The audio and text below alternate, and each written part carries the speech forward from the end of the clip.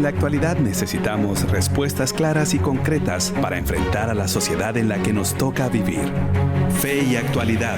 Respuestas bíblicas a los dilemas de hoy. Bienvenidos. Hola, ¿qué tal amigos de Fe y Actualidad? Es un gusto volverlos a saludar por este medio a través de este programa que ha sido de una bendición que de cierta manera nos ha acercado también. Pero bueno, también algunos ya nos trae zumbando, pero esperemos que pronto ya nos podamos volver a encontrar y estar un poquito más cerca. Pero por mientras, pues aquí dándoles la bienvenida y recordándoles que hoy tenemos un tema muy importante que yo creo que va a ser muy espinoso como el de la vez pasada, y se trata de un profeta, es un profeta que está en la Biblia, aunque no lo crean, se llama Nahum. Y lo hemos subtitulado El juicio recto de Jehová. Como pueden ver, regresamos a la serie de los profetas, que yo creo que ha sido de mucha bendición. Y para hablar de este tema, pues obviamente están los panelistas de casa y los que dominan los temas bíblicos. Y me estoy refiriendo al profesor Nelson, al profesor Pablo, a don David. ¿Cómo está, profe Nelson? Muy bien, gracias y contento de estar nuevamente con ustedes. Había estado muy ocupado las semanas anteriores, por eso había estado menos presente, pero ya disfrutando de este programa de hoy también. Qué bueno, es un gusto que otra vez puedan estar los tres compartiendo sus reflexiones y esperamos que sean de bendición para todos. Profe Pablo, otra vez, bienvenido y saludos hasta los Estados Unidos, que sabemos que está allá. Esperamos que el español todavía lo siga dominando bien para que sea un programa en español. Pero bienvenido, profe, ¿qué tal está? I'm doing very well, thank you. Mira, aquí estoy estrenando el español. Tengo el paladar hasta un poco duro porque he estado durante los últimos 10 días aquí con familia, gozando en familia porque se casó nuestro hijo José el sábado recién pasado. Y bueno, estoy bromeando. De hecho, fue una boda bilingüe, ¿verdad? Y yo oficié las dos partes. Fue una gran bendición, una alegría para nuestra familia. Pero quiero decirles que a ustedes me habían hecho falta y los que nos acompañan en la radio, toda esta gran comunidad, me ha hecho falta. Así que siento una alegría muy especial poder estar con ustedes en esta tarde. Qué bueno, profe, y felicidades ahí por el casamiento de su hijo y la nueva integrante a la familia, va creciendo. Y como ustedes saben, don David, bienvenido otra vez. Usted ya había estado el programa pasado y otra vez es un gusto volverlo a ver. ¿Cómo ha estado?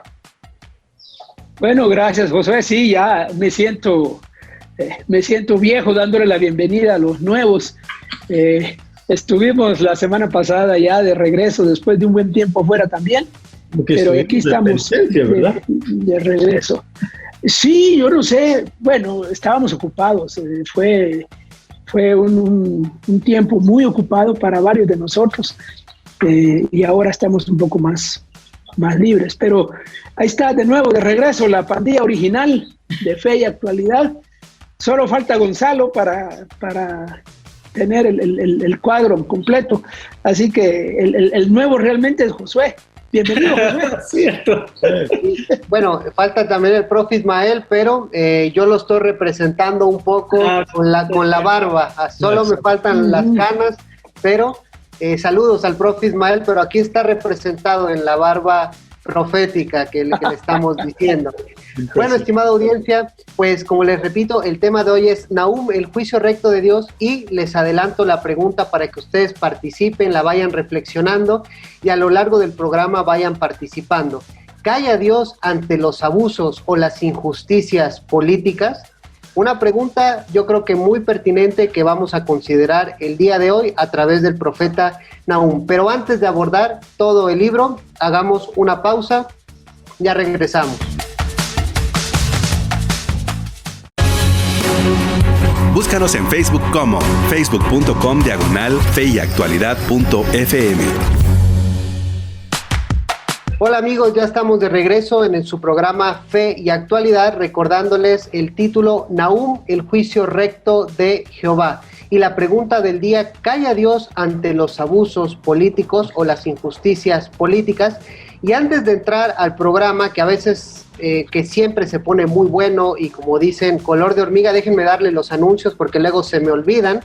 Les invitamos a escuchar la segunda temporada del podcast de iCrux, que se titula Ciencia, Dios y Cristianismo. Lo pueden escuchar a través de diferentes plataformas como Spotify, Apple Podcast o en las redes sociales de Facebook, buscándonos como Instituto Crux.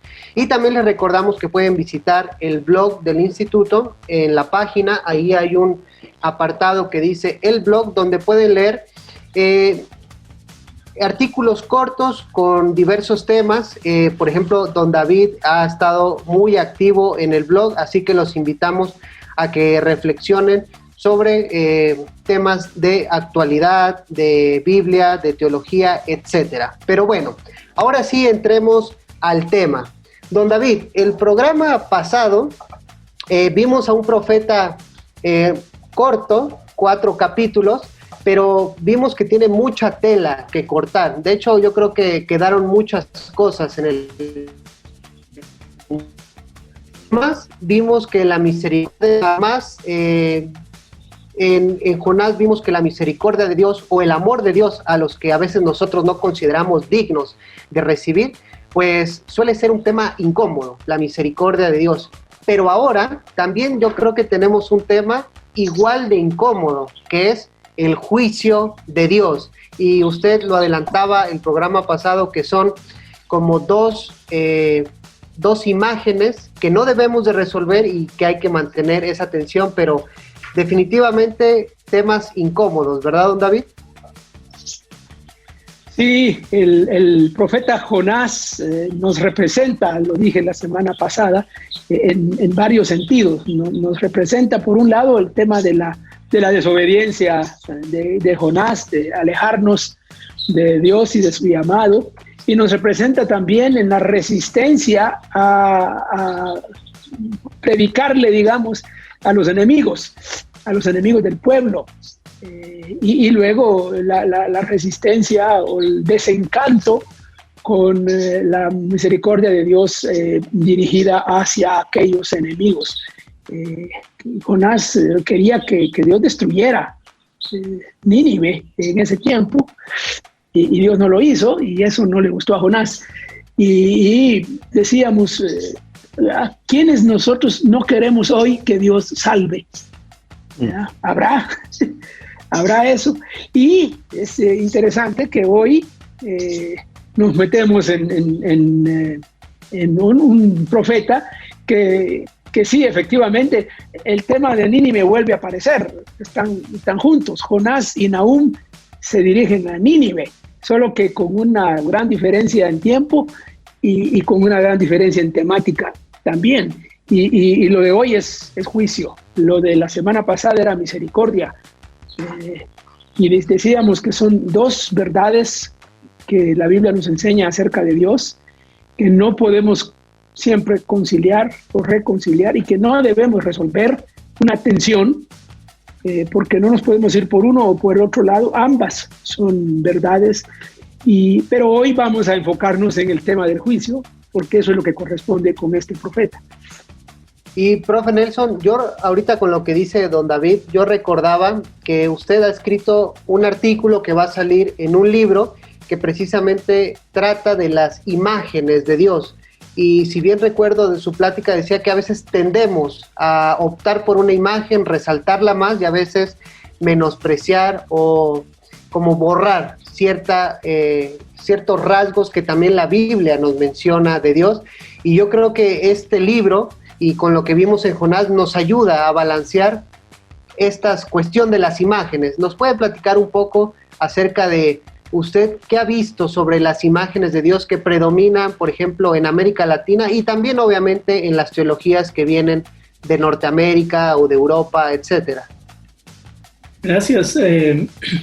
Sí, el libro se llama Buenas Nuevas desde América Latina. Estamos ya en la etapa final de edición del libro antes de ir a la parte ya de trabajo con la editorial. Pero el tema es cierto, como lo planteaste ahí, a veces ideas que nos vamos formando de Dios que nacen de distintas fuentes. Las escrituras son una de ellas y en nuestro entorno, sobre todo nosotros pensando en América Latina, que tenemos un entorno religioso que nace de los pueblos pre-Colón, que ya tienen su propia concepción de Dios y a eso se suman las imágenes importadas de ideas de Dios que vienen con los españoles y luego con las olas de misioneros que nos van formando. Y lo que uno observa es que a veces termina uno formando en el mundo cristiano evangélico un canon dentro del canon con estas imágenes de Dios.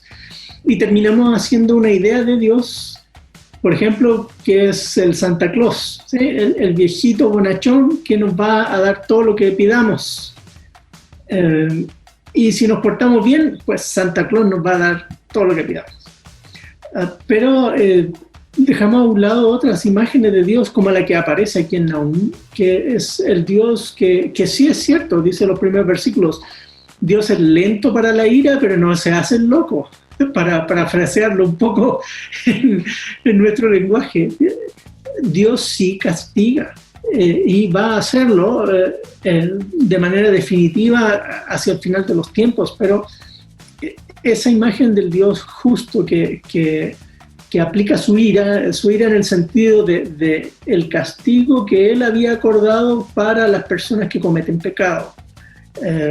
Y en este caso pecados sociales que atentan contra la vida y ponerlo en lenguaje actual, derechos humanos del resto de seres humanos que no son parte de su esfera de control político. Dios sí está atento a eso y lo va a dejar bien en claro desde los primeros versículos. De hecho, bueno, a mí me llama mucho la atención, en su charla decía que usted intenta rescatar una imagen de Dios más completa y más bíblica.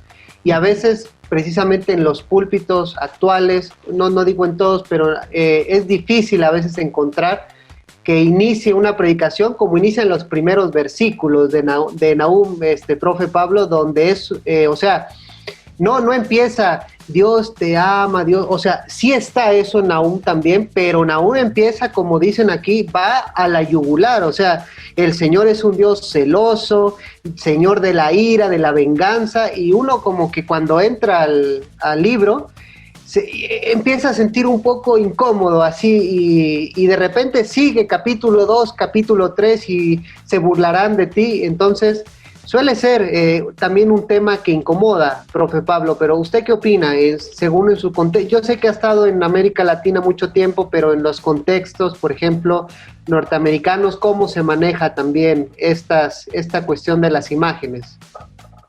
Bueno, yo estuve viendo un tiempo atrás un estudio que se hizo, un estudio científico, donde hicieron una encuesta con diferentes imágenes. Y la pregunta que hicieron, ustedes saben, cuando uno va al, ¿cómo se llama el doctor de ojos? El optómetro. Oftalmólogo.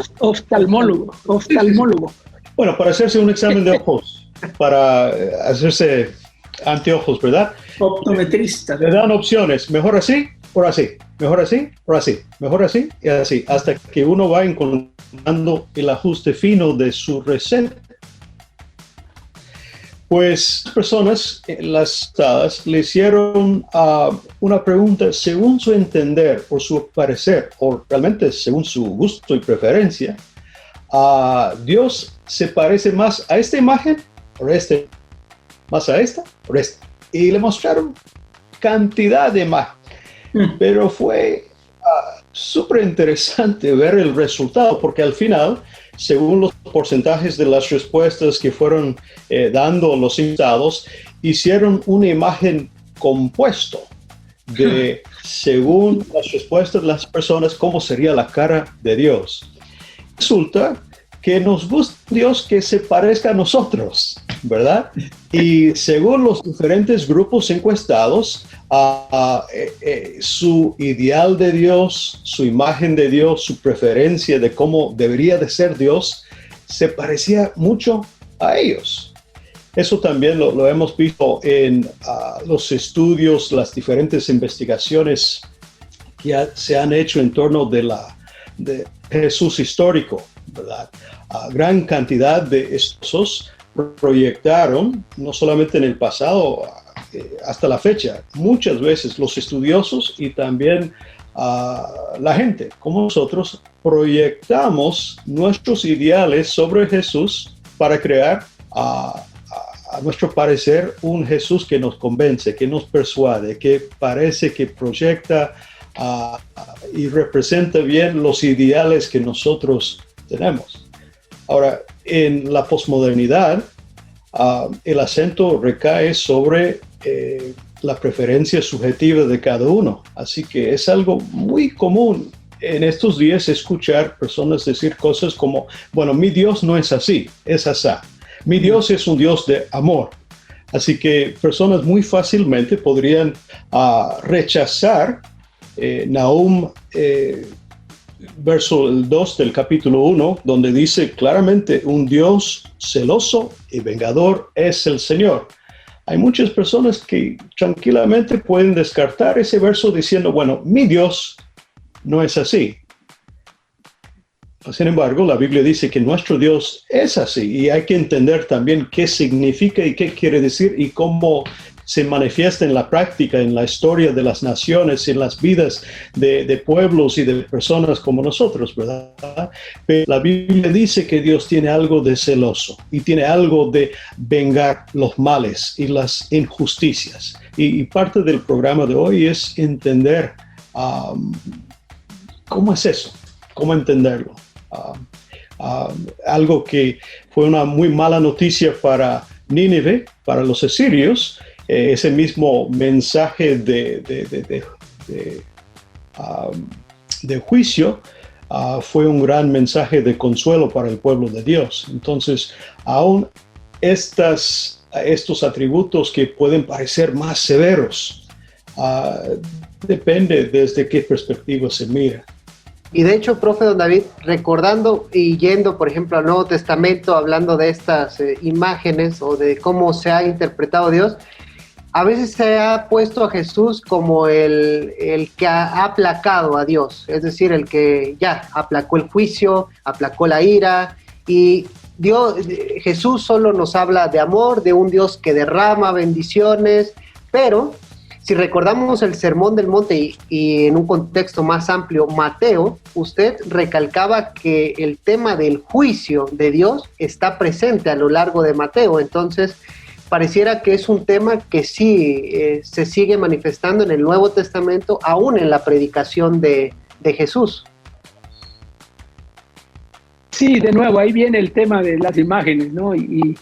Desde hace mucho tiempo, desde el comienzo de la era cristiana, se ha venido manejando la idea de que el Nuevo Testamento es como la antítesis del Antiguo Testamento en temas como en temas como el juicio de Dios y un Dios guerrero, un Dios vengador, y que el Nuevo Testamento es un Dios de amor, un Dios de compasión. Bueno, obviamente hay una revelación nueva que Jesús nos trae, pero eso no significa que esos elementos de juicio no aparezcan. Y si ustedes recuerdan, cuando estudiamos la serie de las parábolas de Jesús, prácticamente en todas las parábolas, o en la mayoría de ellas, el tema de juicio aparece en las parábolas, en forma metafórica, ¿no? En forma simbólica. Será echado, cortado, o arréglalo antes de que te lleven a la cárcel, o tantas cosas de forma metafórica que Jesús usa, pero el juicio está presente, no desaparece para nada el juicio. Al final, cuando vamos llegando al final del Evangelio de Mateo y están las parábolas del reino en Mateo 25, ahí se pone más fuerte y más duro. Ahí está el juicio en las parábolas de ese capítulo. Y luego, si nos saltamos y ya nos vamos más allá de Mateo y llegamos a Apocalipsis, bueno, Apocalipsis nos enseña la esperanza, por supuesto, nos enseña el futuro glorioso, pero nos enseña que en ese proceso el Señor está juzgando, está castigando todo aquel que comete las injusticias y todo aquel que usurpa el nombre y el lugar de Dios, pues va a sufrir las consecuencias. Y Apocalipsis termina con juicio también. Termina con la esperanza y termina con el futuro glorioso, pero está el juicio ahí. No lo podemos hacer a un lado. Y profe Nelson, ahora sí que ya que tenemos, como hemos abordado globalmente un poco del tema de Nahum, hay que recordar, y me gustaría, obviamente le lanzo la pregunta a usted, pero para que amplíen los demás, don David, profe Pablo, que yo sé que han trabajado el tema, no podemos negar que en la labor profética o en la función profética o en el meollo de la profecía se halla la denuncia, anuncios de juicio, obviamente también de arrepentimiento, de esperanza, pero para recordarle a nuestra audiencia que nos ha estado viendo y también quizá los que nos están sintonizando y no han podido ver los programas pasados, si nos puede recordar qué es la profecía, a qué se refiere, porque suele haber una confusión. Los profetas solo se dedicaban a vaticinar el futuro o como adivinarlo, un tipo Nostradamus, o qué es la profecía bíblica y cuál es la función profética de los profetas. Claro. Y ya que estoy con historiadores aquí, el otro día estaba leyendo un segmento de Flavio Josefo, donde Contra Apión se llama, y en ese libro él menciona que Dios ha usado a los profetas para revelar, y dice que fueron inspirados para recordar las cosas que no vieron. ¿Sí? O sea, por lo menos en ese segmento donde él está hablando de qué libros según él constituyen el canon, bueno, al menos así se ha interpretado las palabras de él, eso da para otro programa, pero lo que me llama la atención es su conceptualización de los profetas. Los profetas, ahí en esa lista de autores que para él son Josué, Jueces, Ruth, 1 Samuel, 2 Samuel, esos libros, él dice que los profetas son inspirados por Dios para recordar las cosas que no vieron. O sea, el profetismo, en general, ¿qué es profecía? Profecía es la palabra de Dios. Ahora, los profetas son personas que hablan en nombre de Dios y dan a conocer esa profecía. Ahora, esa profecía tiene que ver con cosas del pasado. Usualmente es un recordar las grandes obras de Dios desde la creación, los actos liberadores de Dios a través de la historia, pero también los juicios de Dios a través de la historia. Y en los Salmos uno puede ver varias de esas cosas. Así que los profetas van hacia atrás para recordar, pero también van al presente para conectar ese presente con ese pasado. Y también van a conectar ese presente con el futuro que viene. Y de esa manera el profeta es alguien que habla en nombre de Dios, dando a conocer la voluntad de Dios respecto a las cosas que fueron, que son y que serán, ¿sí? Siempre conectando con la realidad de las personas. No es un sentarse, fíjense que se me ocurre que en 50, 80 años más va a pasar esto, ¿no? Lo que va a pasar de todos modos tiene profunda relación con lo que están viviendo. Por eso el profeta, una de sus principales funciones es revelar la condición humana, es confrontar las situaciones de las personas, cómo esa situación está en línea o difiere de la voluntad de Dios, de lo que Dios espera para los seres humanos en distintas esferas, en su trato a las demás personas y en su trato hacia Dios mismo, en una adoración genuina, ¿no? Porque varios profetas, sobre todo en esta sección final del libro de los profetas, de los 12 profetas, van a apuntar en esa dirección. Aún Malaquías termina señalando, miren qué pasó. O sea, no fue suficiente todo lo que hemos hablado durante tantos siglos. Ustedes vuelven de nuevo a lo mismo, a hacer chueco en su adoración a Dios. No han cambiado. Así que eso, en breve entonces, profeta es aquel que habla en nombre de Dios, dando a conocer su voluntad respecto a la realidad que las personas están viviendo. Muchas gracias, profe Nelson. Bueno, no sé si don David o Pablo quieran agregar algo a este tema sobre la función profética. Y si no, pues podemos ir a un corte para ahora sí entrar de lleno, o bueno, no de lleno, sino al libro y al tema del profeta Nahum. Así que regresamos.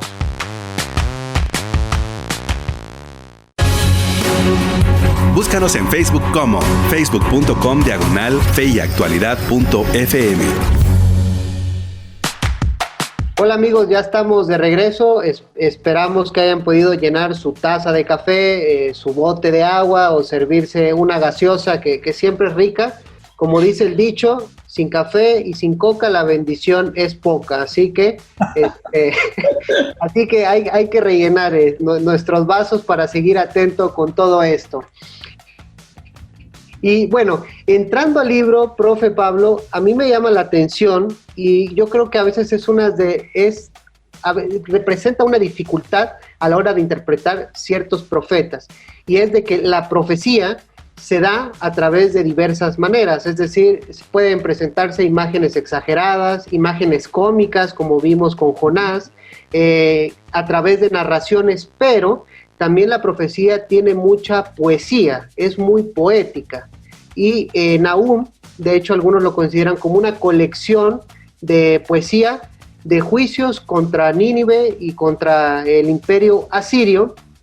Entonces la pregunta era, ¿cómo debemos abordar la poesía hebrea en los profetas? Porque a veces, como estamos desconectados de la poesía hebrea, solemos querer interpretar las imágenes buscando siempre qué significará tal metáfora, es decir, que el Señor camina por las nubes, ¿qué quiere decir en la realidad? O qué está simbolizando la nube. Y entonces, ¿cómo debemos de interpretar el mensaje profético a través de la poesía? ¿Cuáles serían como algunas pautas exegéticas o hermenéuticas para poder tener un mejor entendimiento? Es una muy buena pregunta, Josué. Lo primero que hay que reconocer es que la Biblia es una colección de escritos de una cantidad de géneros literarios diferentes. Hay libros históricos, hay libros sapienciales, hay evangelios, hay libros apocalípticos, hay libros proféticos, y cada libro tiene sus propias reglas de interpretación.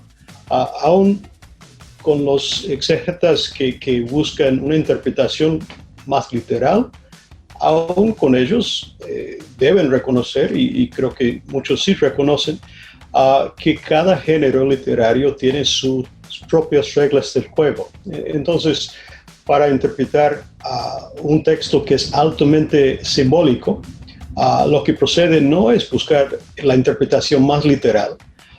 No quiere decir que no es verdad lo que está presentando el texto, sino que hay que interpretar el texto de acuerdo a la manera que el género literario funciona. Entonces, un texto profético que usa mucho simbolismo, bueno, lo primero que diría es no hay que leerlo como que si fuera el periódico, ¿sí? Lo otro es reconocer que esos símbolos muchas veces sí tienen una referencia directa a personajes, a imperios, a personas que la audiencia original hubiera hecho la conexión que nosotros no necesariamente vamos a hacer, esas conexiones no van a ser tan obvias para nosotros. Por ejemplo, yo me encuentro en Estados Unidos y los dos grandes partidos políticos, uno se identifica con el símbolo del elefante y el otro se identifica con el símbolo del burro, ¿verdad? Y los que van para los republicanos saben a qué se refiere el elefante, y los que van por los demócratas, ellos también se identifican con el burro, ¿verdad? Y no de forma despectiva, sino que en el imaginario popular, no sé por qué y desde cuándo, pero esos animales se asocian con los diferentes partidos políticos. Pues hay que reconocer también que en el imaginario de los pueblos que recibieron los escritos proféticos, que recibieron las revelaciones apocalípticas también, imágenes, símbolos que pueden parecer fantásticos para nosotros, que impresionan, que asustan, ¿verdad? Animales fantásticos, ¿verdad? Bien podría ser, y es el caso de que para la audiencia original, ellos supieron hacer conexiones que no van a ser tan obvios para nosotros. Eso no significa que no podemos llegar a entenderlo, pero debe advertirnos que la interpretación de estos textos no es tan fácil, requiere un esfuerzo nuestro para entender el contexto literario, para entender el contexto religioso, para entender el contexto histórico y político y muchos trasfondos, ¿verdad? Que no necesariamente saltan de la página. Pues, entonces lo que quiero decir es, hay mucha riqueza por descubrir de estos textos proféticos. Y hay muchas cosas que podemos descubrir a través de un exégesis serio que toma en cuenta las reglas propias de los géneros literarios, pero también aquí hay cosas ocultas, ¿verdad? No necesariamente vamos a llegar a entender a cabalidad todos los detalles y todos los detalles más mínimos del cuadro profético, ¿verdad? Que muchas veces para nosotros los evangélicos eso ha sido una fascinación, ¿verdad? Y hasta una jactancia a las personas que pretenden saber hasta los detalles más mínimos del porvenir, ¿verdad? Lo que yo diría, en resumen, es que son textos que hay que acercarnos con una buena cuota de reverencia, temor y humildad, conociendo que Dios ha hablado. Y hay que esforzarnos para entender qué dijo y por qué lo dijo y a quién lo dijo y qué aplicación puede tener para nuestro bien. Pero también entender que estos textos requieren esfuerzo, un trabajo exegético, especialmente un texto altamente simbólico. No se vale leerlo como que si fuera la prensa libre. Con lo que decía me hace recordar algunas palabras el gran filósofo del siglo XX, Paul Ricoeur, que decía que el símbolo da que pensar, y a veces lo que no podemos expresar a través de cierta narrativa, lo tenemos que expresar a través de símbolos, porque siempre da que pensar y nos lleva más allá de lo literal. Les recordamos que estamos con el profeta Nahum, subtitulado El juicio recto de Jehová, y la pregunta del día para que ustedes participen, ¿calla Dios ante los abusos políticos? Y don David, ahora sí, para entrar al tema. Nahum, ¿qué sabemos de Nahum, si es que sabemos algo del profeta Nahum, y cuál es el contexto que está escribiendo este profeta? Es decir, hablamos de Nínive, hablamos de Asiria. Recordaba una vez un comentario del profe Nelson que decía, recuerden que es Asiria, no Siria, que a veces hay cierta confusión, que creo que le dijo un maestro, ¿no? Que había que recordar la diferencia entre Asiria y Siria. Entonces, estamos hablando de Asiria, de Nínive, y también parece ser que está representado Babilonia en como agente que va a hacer caer, pero ¿cuál es el contexto en general del profeta Nahum para ubicarnos en el escrito? Bueno, sí, Nahum, no sabemos de Nahum mayor cosa. Realmente se identifica en el libro como originario de un pueblito. Eso es todo lo que sabemos. Elcos, es todo lo que se dice. También sabemos que su nombre significa consolador o compasivo.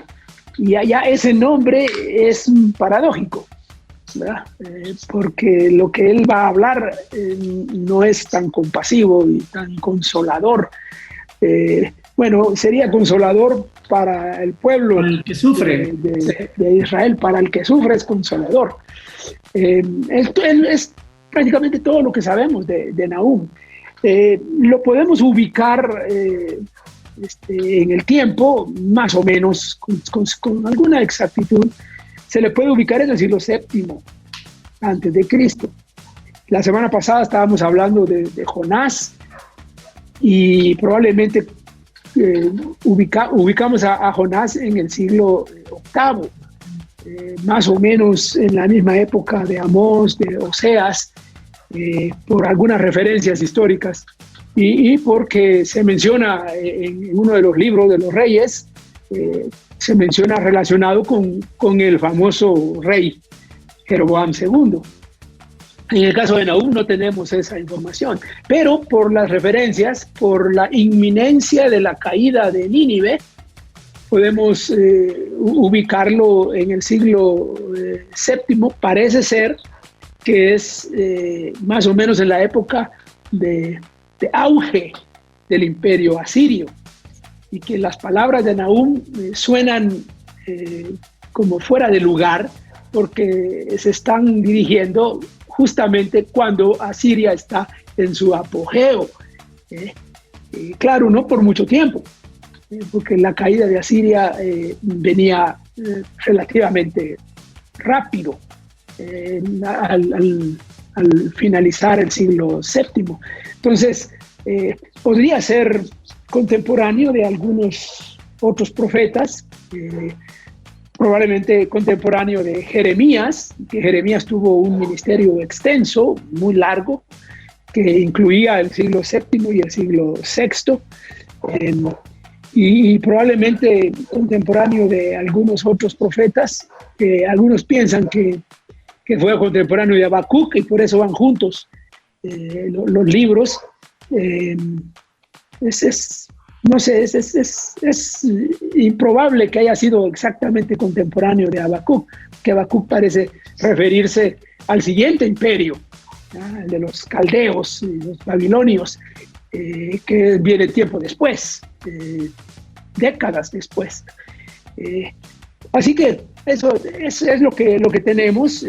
Si uno estuviera viendo el cuadro panorámico global, así macro, geopolítico, uno diría que Nahum es una voz insignificante hablando de la caída de un imperio poderoso en su apogeo. Pero en el pueblo de Israel, uno escucharía este mensaje con cierta atención. De hecho, Nahum no está en Nínive diciendo este mensaje. Nahum está en su propio territorio, hablándole a su propia gente acerca de Nínive, a diferencia de Jonás, que él sí se fue para allá. Es una profecía contra Nínive, pero dicha al pueblo de Dios, que eso hace una diferencia. Y ahí hay una de las lecciones importantes que tenía que ver con cómo este pueblo va asimilando este mensaje. Si los ninivitas estuvieran escuchando el mensaje de Nahum, los ninivitas se burlarían. Dirían, este es un loco, ¿qué le pasa? Los israelitas le oirían este mensaje y le pondrían más atención. Dirían, esto es lo que ojalá sí, así sí. Bueno, profe Nelson, con lo que está diciendo don David, ya el capítulo 1 nos puede hacer, o lo podemos mirar desde otra perspectiva. Como usted decía, el anuncio de juicio, pues para el malvado representa algo malo.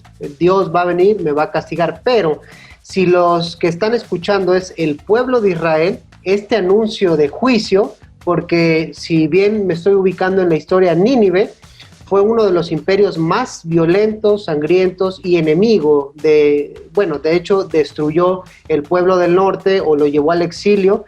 Entonces, si ellos están escuchando Dios, y ya estamos entrando al capítulo 1, viene Dios en su ira, va a hacer justicia, y de hecho a mí me llama la atención que en el verso 7 del capítulo 1 dice, bueno es el Señor y refugio en el día de la angustia. O sea, ese toque de esperanza también está muy presente en el capítulo 1, que, dicho sea de paso, que es otro tema que me gustaría que tratáramos, es que el capítulo 1 de Nahum tiene ciertos paralelos con cómo inicia Miqueas y también con cómo termina Habacuc. Entonces, bueno, aquí yo sé que podemos hablar mucho, pero con lo que usted inicie o con lo que usted considere empezar. Sí, planteaste hilos conductores para océanos.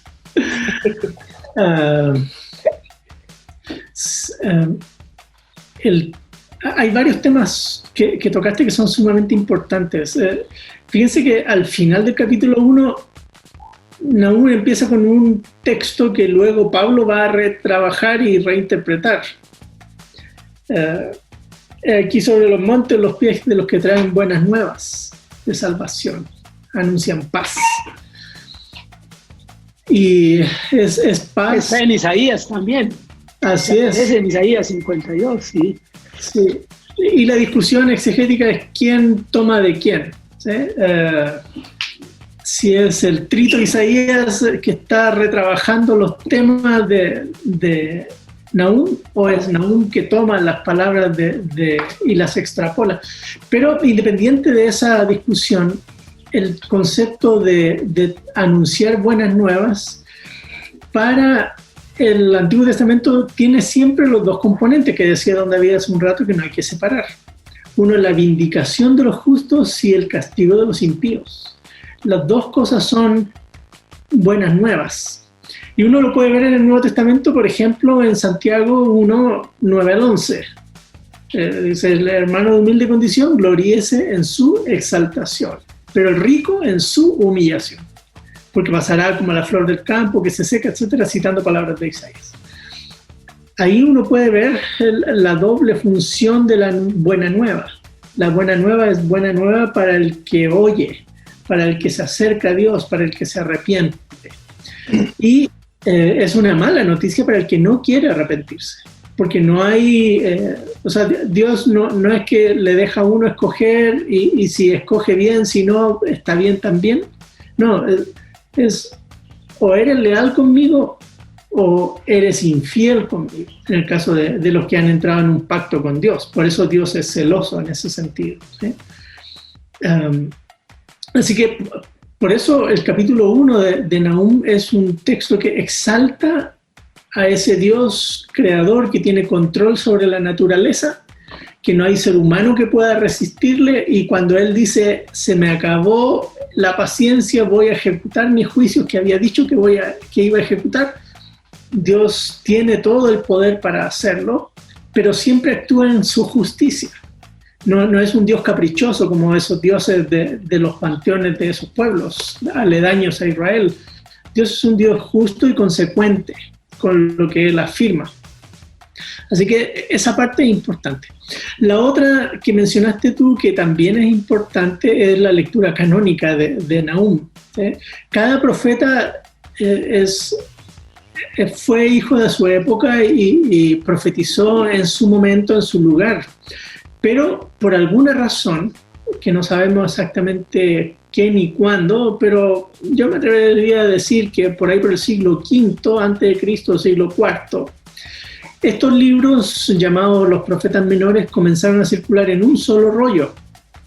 ¿sí? Y en el mundo judío, ya uno lo ve en la introducción de Ben Sira, por ejemplo, o como acabo de mencionar en el caso de Flavio Josefo, ellos describen a los profetas menores como el libro de los 12 profetas. O los 12 profetas, un libro. Así dice Atanasio en su lista en el siglo IV, hablando de los libros del Antiguo Testamento, él dice, y los 12 profetas, un libro. ¿Sí? O sea, no solo quedó esa idea en el mundo judío, sino también en el mundo cristiano temprano, que estos libros, los 12, había que leerlos juntos, como un solo libro. Y en términos generales tienen bastante orden secuencial. Desde Nahum hasta Malaquías prácticamente no hay diferencia de orden. Antes de Nahum sí. Por ejemplo, en Qumran, Jonás aparece al final de los textos. ¿Sí? Después de Malaquías viene Jonás. Curioso. Pero en la Septuaginta están un poquito con un orden un poquito distinto y tienen a Jonás y Nahum seguidos, ¿sí? Como el antes y el después de Nínive. Pero en la Biblia hebrea, que es el orden que tenemos nosotros, aparece Miqueas y luego Nahum, mostrando como una especie de bloques de Oseas hasta Miqueas. Lo que tenemos es Dios advirtiendo, miren, ustedes entablaron un pacto conmigo, cúmplalo por favor, si no lo cumplen, hay castigo. Luego con Nahum, la cosa aún Habacuc, Sofonías, ¿sí? Les había dicho que iba a haber castigo, pues hay castigo. Pero a algunos se les pasó la mano, así que aquí van las correcciones. Por eso Nahum y Habacuc hablan de los dos grandes siervos de Dios usados para castigar a su pueblo, tanto al norte como al sur, pero que se les pasó la mano, entonces Dios los va a castigar a ellos también. Y Sofonías un poco la misma cosa con Israel, para llamarle la atención. Y los últimos son libros de total esperanza. Miren, a pesar del castigo, hay esperanza. Y la esperanza es lo último que se pierde, diríamos nosotros ahora. Pero más o menos ese es el orden macro de estos libros. Así que Nahum está justo como en el medio, donde está advirtiendo no solo a Nínive, y los que leen el texto en el siglo IV ya no están pensando en Nínive porque hace 400, 500 años que desapareció Nínive. Para ellos en su mente ya no existe. Es como un mito de algo que existía que se llamó Nínive. Existe la ciudad porque sigue teniendo importancia en el Imperio griego también, pero el tema es que la gente debe seguir prestando atención. Es el mismo Dios, Dios no ha cambiado. Y los pecados que le señala a Siria son pecados que también van a seguir detrás.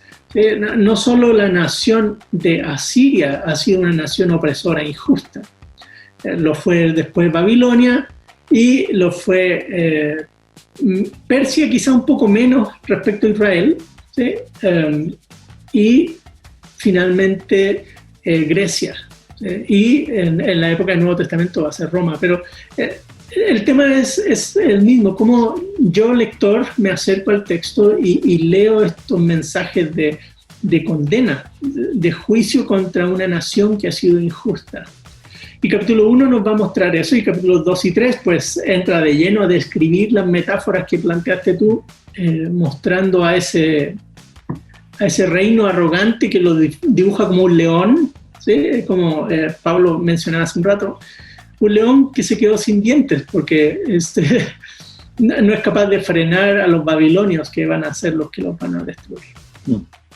Bueno, estimada audiencia, como ven, el tema hay tela para poder cortar. Aquí podríamos poner de estas modatelas, hay mucho que hablar, pero tenemos que hacer una pausa para, dentro de todo este ambiente, escuchar las noticias positivas, y ya regresamos para seguir platicando sobre Nahum y el juicio recto de Dios. Noticias positivas. Sociedad. Se pone en marcha la plataforma PIN Parental. Dicha plataforma apoya la implantación del permiso paterno para cualquier actividad escolar que implique la impartición de un contenido ideológico. Entre las primeras impulsoras de la plataforma se encuentran 3 entidades evangélicas: Remar, Koinonia Madrid y Con Mis Hijos No Te Metas España. La plataforma asesorará a los padres sobre la tramitación del PIN parental. Esto significa la exigencia al colegio de avisar con antelación de contenidos controvertidos contra los derechos paternos y facilitar que estos puedan evitarse. Cultura. La Reina Valera 2020 responde a las necesidades y retos de nuestro tiempo, en un castellano ágil y respetuoso, con el legado de la Biblia más preciada por el pueblo evangélico. Sociedad Bíblica presentó este sábado la Reina Valera 2020. Ha sido fruto del trabajo de un equipo multidisciplinar que durante muchos años y con especial dedicación en el último lustro han desarrollado su labor con un objetivo: que el lector pueda encontrar una Biblia comprensible y amena, y a la vez deje el sabor clásico de la Biblia del Oso, cuya primera edición se publicó hace casi 500 años en Basilea. Y estas fueron las noticias positivas. Búscanos en Facebook como facebook.com/feyactualidad.fm. Estimados amigos, ya estamos de regreso con el tema que está color de hormiga, Nahum, el juicio recto de Dios, y la pregunta del día que se la recuerdo es: ¿calla Dios ante los abusos políticos? Y bueno, el profe Nelson, yo creo que introdujo un tema sumamente importante al abordar no solo Nahum, sino otros profetas, porque cuando nosotros leemos a los profetas, profe Pablo, obviamente estamos leyendo cosas que ya pasaron, pero no los tenemos que leer solamente como una historia de mira lo que hizo Dios antes, sino eso nos debe de llevar a tener una actitud y una respuesta ante lo que Dios nos ha revelado a través de los profetas. Y de hecho, algunos hablando sobre Nahum dicen que el capítulo 1, 2 y 3 narra así muy pues gráfico la caída. Pero en el capítulo 1 dicen que realmente la caída de Nínive es un ejemplo de cómo Dios trabaja en cada época, en cada historia. Es decir, Él no se calla ante las injusticias que se le hacen al inocente. Como le dice en 3:1 que a Siria: ay de la ciudad sedienta de sangre, repleta de mentira, insaciable de su rapiña. Es decir, nosotros, Asiria no es el único que ha actuado así, sino todavía vemos pues, imperios o gobiernos construyendo sobre la sangre de los inocentes. Y yo creo que Nahum es un llamado fuerte, una denuncia y también un tema de esperanza que a nosotros nos dice: Dios se fija en las injusticias, no deja sin castigo. Y bueno, en Apocalipsis podríamos hablar también mucho de eso, pero yo creo que es algo digno de rescatar, de que Dios no cambia y tenemos que leer estos mensajes con los mismos ojos que lo leyeron los israelitas. Es decir, Dios está atento y siempre castigará las injusticias que se hacen al inocente. Es así, Josué. Y volviendo a esa palabra que nosotros subrayamos al principio del programa, cuando Nahum y otros textos bíblicos hablan de Dios como un Dios vengador, no están hablando de un Dios malicioso, caprichoso, que amanece de malas para ver quién castiga.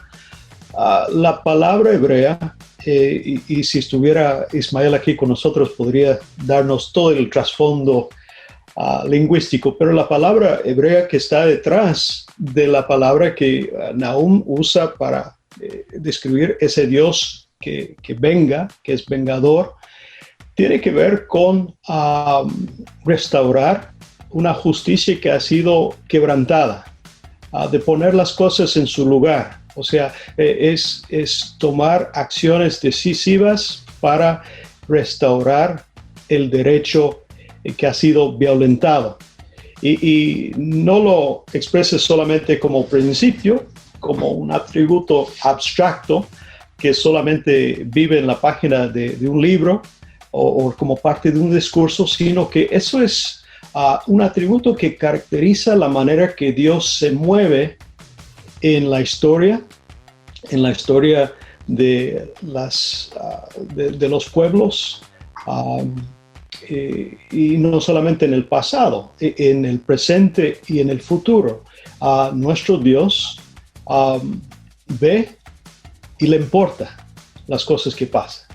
A veces yo veo cosas que me dan pena, pero no está fuera de mi poder cambiar las cosas, ¿verdad?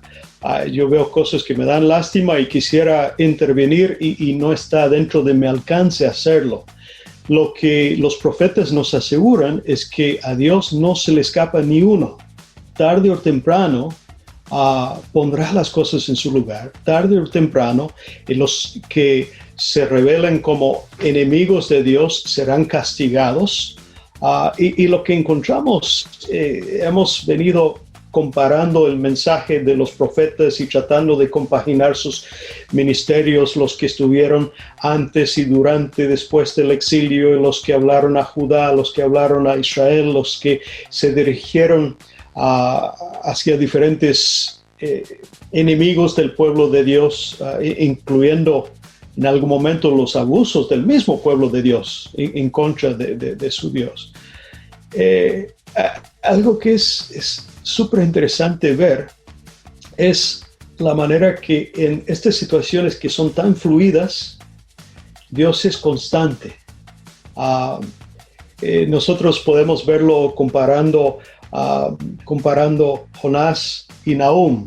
Hace 150 años antes de este mensaje, este decreto, este oráculo que llegó a Nahum, fue el ministerio de Jonás. Jonás fue a esta misma ciudad violenta, sangrienta, pecadora, y las llamó al arrepentimiento. Y hubo arrepentimiento. Y Dios intervino con misericordia en esa situación. Pero unos años después surge otro rey del mismo pueblo asirio y dentro de esta misma ciudad capital y viene la conquista y el destierro del pueblo de Israel, de Samaria, ¿verdad? Entonces Asiria se ha vuelto otra vez cada vez más violento, cada vez más abusivo, incluso en toda la región pues ha influido para mal. Dios ha preservado a Judá y parte del mensaje de Nahum hacia Judá es decirles, este pueblo que ha sido tan abusivo, ahora les toca. Y parte del mensaje de Dios hacia Asiria es decir, mira, lo que han hecho con otros, lo que hicieron con Tebas, ciudad importante en Egipto que fue asediado y conquistado por Asiria. ¿Ustedes creen que pueden hacer eso y que no les puede pasar lo mismo? Entonces, todo el mensaje de Nahum en estos 3 capítulos, el primer capítulo es un salmo acróstico que no alcanza todo el alfabeto, pero los versos que aparecen comienzan con letras diferentes del alfabeto hebreo, resaltando los atributos de Dios. Un Dios que sale a defender a su pueblo, pero también sale a conquistar el mal y a castigar la injusticia. Y no solamente como un hecho histórico, en nuestros tiempos, en nuestros pueblos, en nuestros gobiernos, en nuestras sociedades. Y nosotros tenemos en este libro corto un estudio de caso. El capítulo 1 pues describe el carácter de Dios, cómo es Dios frente a estos abusos y frente a la necesidad de su pueblo. En el capítulo 2 de esta profecía pues hay una descripción de la destrucción de Nínive. Nosotros creemos en la profecía predictiva. Los estudiosos que son de corte más liberal, ellos ven que esto pasó tal cual como dijo el profeta y dicen, bueno, de plano fue escrito después, pero para nosotros no nos implica ninguna dificultad creer, tal como la Biblia presenta, que esto fue palabra de Dios que llegó a Nahum antes de que esto cumplió, y cumplió tal cual como fue descrito desde antemano. Y después en el capítulo 3 hay toda una descripción de por qué esto fue un castigo merecido. Muy interesante, porque aquí tenemos una explicación del carácter de Dios, de cómo es Dios frente a estas situaciones que nosotros también vivimos, y tenemos un estudio de caso de qué iba a pasar y de qué pasó y por qué.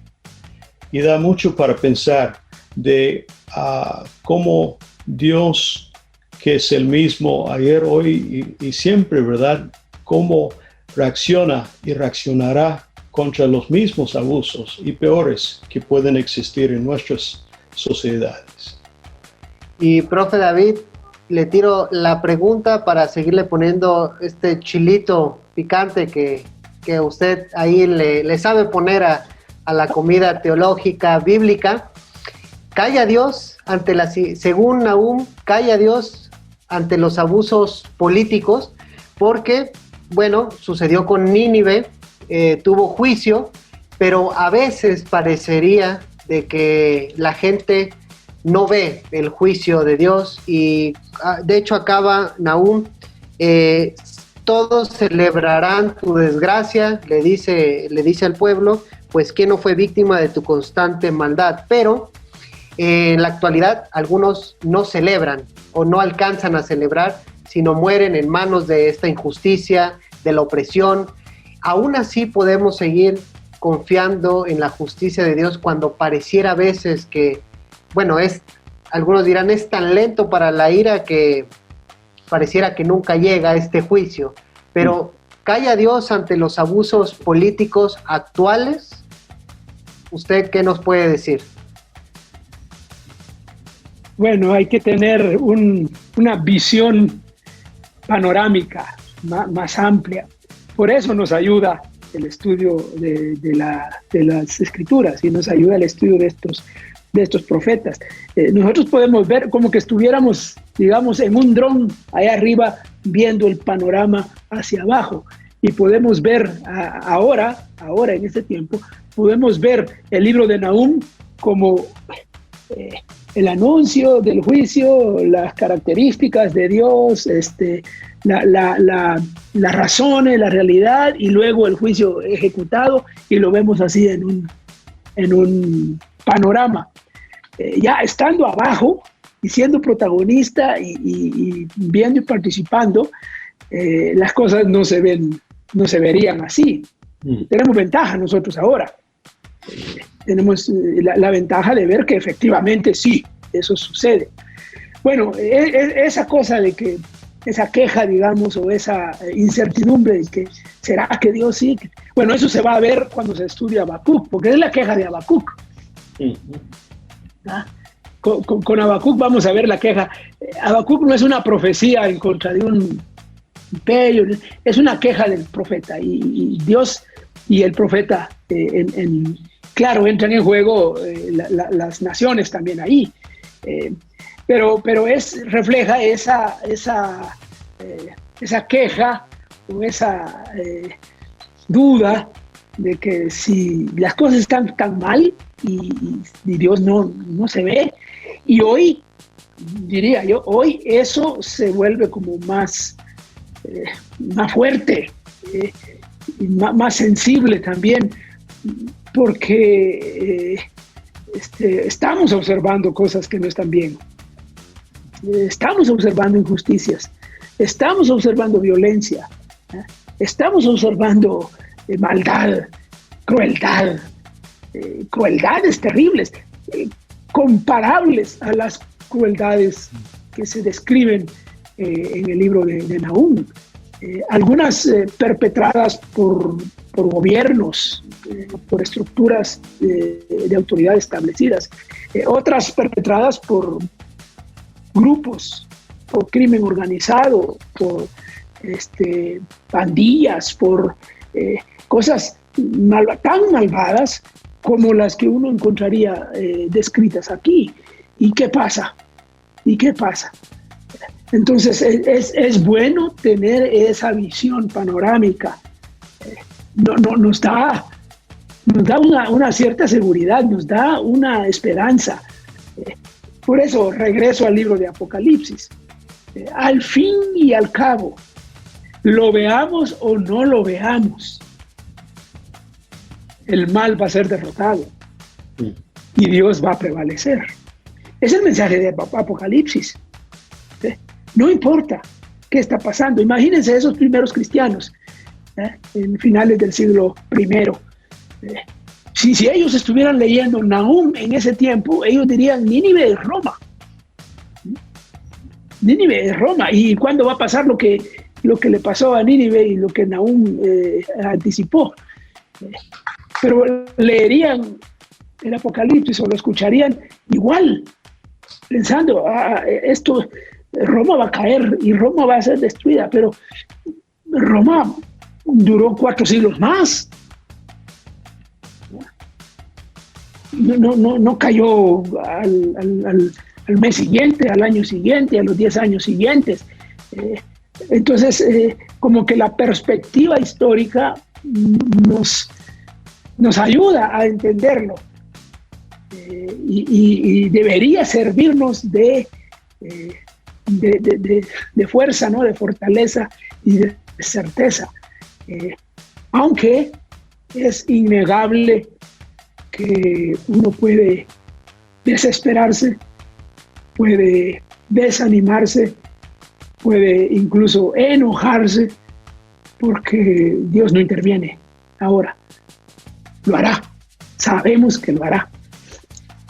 Y profe Nelson, bueno, ya nos quedan pocos minutos, pero yo creo que una pregunta que nos debemos de hacer es: ¿cómo podemos recuperar este mensaje profético en nuestros sermones, en nuestras interpretaciones en el día de hoy? Porque, bueno, como decía el profe David, la opresión, las injusticias siguen al día de hoy, y yo creo que Nahum es de esos libros que, en vez de esconderlos o decir, bueno, es un libro un poco difícil, sino lo tenemos que recuperar. ¿Cómo poder recuperar este mensaje de esperanza para los que creen en Dios, confían en Dios, pero también un mensaje, pues, de juicio para aquellos malvados?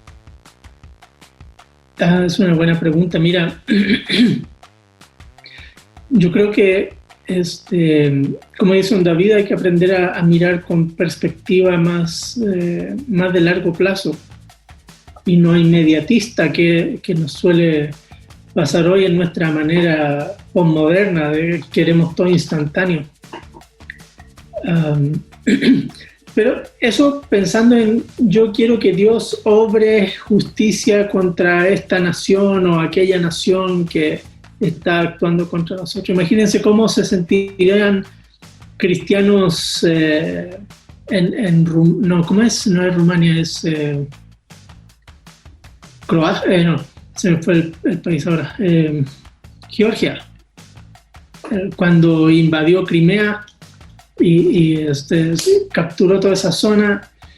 Cristianos que viven en esos lugares, ¿cómo verían esas injusticias? O lo que está pasando ahora entre Azerbaiyán y ¿quién es el otro país? Armenia. Además hay una tensión religiosa, porque los armenios son cristianos y Azerbaiyán probablemente haya predominio musulmán en la zona.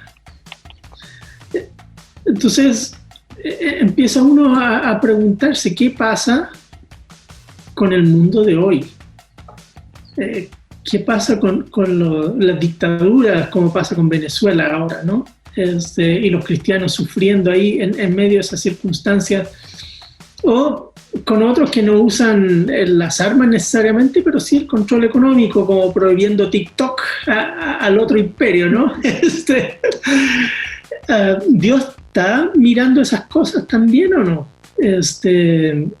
Claro, pero Dios actúa en su tiempo y en sus planes. La otra cosa que para nosotros es importante, si a Dios le preocupan esas cosas, ¿cómo voy a vivir yo y mi comunidad?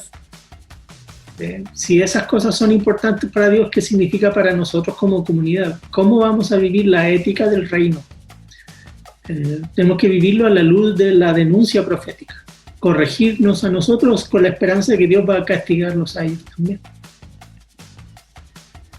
Eso es muy importante también, no solo quedarnos en el mensaje, sino también en la acción, de qué nos impulsa a hacer, es decir, si Dios se preocupa por el necesitado, pues también nosotros debemos preocuparnos. Somos de cierta manera una extensión del amor, del mensaje de Dios en el mundo actual. Y bueno, el tiempo ha pasado rapidísimo. Profe Pablo, reflexiones finales, desafíos finales, por favor, sobre Nahum. Mira, la razón por qué estamos aquí hablando hoy de Nahum es porque las palabras que él compartió fueron de verdad palabras que Dios le dio y llegaron a cumplirse al pie de la letra. Imagínense, Nahum, un profeta que hasta nosotros que somos sus amigos los llamamos menor, dirigiéndose a un pueblo aparentemente insignificante, con un mensaje de denuncia y de juicio sobre un gran imperio que en el momento ni se enteró. Pero nosotros estamos aquí hablando de este mensaje porque sabemos desde la perspectiva histórica que tenemos, mirando hacia atrás, que lo que Dios dijo que iba a hacer, lo hizo. Y es cierto lo que dice David. Muchas veces a nivel de calle, uno no logra discernir dónde está Dios en medio de todo lo que uno vive y sufre y lo que uno ve, ¿verdad? Pero nosotros tenemos que aferrarnos a los atributos de Dios que el mismo Nahum resalta y otros muchos textos de la Biblia resaltan, de cómo es nuestro Dios y no como atributos abstractos que solo viven en algún plano alejado de nosotros, sino nuestro Dios es misericordioso, es amoroso, es un Dios de justicia, es un Dios de poner las cosas en su lugar, es un Dios que ama a su pueblo con fidelidad, aun cuando nosotros le somos infieles, y muchos atributos más que los profetas resaltan. Qué bueno saber que estos atributos, estas características de nuestro Dios realmente caracterizan la manera que Él actúa y lo que Él hace y la manera que está actuando y lo que está haciendo en este momento, hasta las cosas que no alcanzamos a ver. Cuando hablaste, Josué, de que los símbolos, uno de los propósitos de los símbolos es expresar algo que va más allá de nuestra capacidad de expresión, ¿verdad? ¿Quién de nosotros es capaz de expresar qué es Dios, quién es, cómo es, qué hace, ¿verdad? Y la Biblia nos explica bastante, y aún así queda corto, y nuestra finitud queda bastante corta para entender todo lo que Dios está haciendo en nuestras vidas, en nuestro mundo, en la sociedad. Pero qué bueno poder aferrarnos a estos principios y saber con certeza, aunque no termino de verlo todo, aunque muera antes de verlo todo, mi Dios es fiel y cumplirá lo que ha prometido cumplir. Mi Dios es misericordioso y terminará de salvar y rescatar y tener misericordia de aquellos que ha propuesto salvar. Y todo lo demás, ¿verdad? Qué bueno poder descansar en nuestro Dios, en su fidelidad. Don David, palabras finales sobre Nahum. Bueno, ya se ha dicho mucho. Recalco algo que ya comenté. Nos ayuda Nahum a entender que Dios sí hace lo que dice que hará en temas de juicio. Tenemos que rescatar eso. Aunque nosotros no, como dijo Pablo hace un ratito, aunque nosotros no seamos testigos de eso, no podamos verlo, esa vindicación de los justos, probablemente no seremos nosotros testigos de eso, pero Dios, eso no significa que Dios no lo hará. Entonces, Nahum nos recuerda eso, En el caso de Nínive, probablemente muchos de los que escucharon el mensaje de Nahum sí lo vieron, pero muchos otros no. Eso, de todas maneras, no cambia el hecho. Sucedió y sucedió. Y confiar en esa característica coherente de Dios. Profe Nelson, para cerrar con broche de oro, le dejamos las reflexiones finales. Bueno, solo sumarme a las cosas que han dicho. Dios cumple su palabra y su palabra es, como dice el Salmo, es un espejo.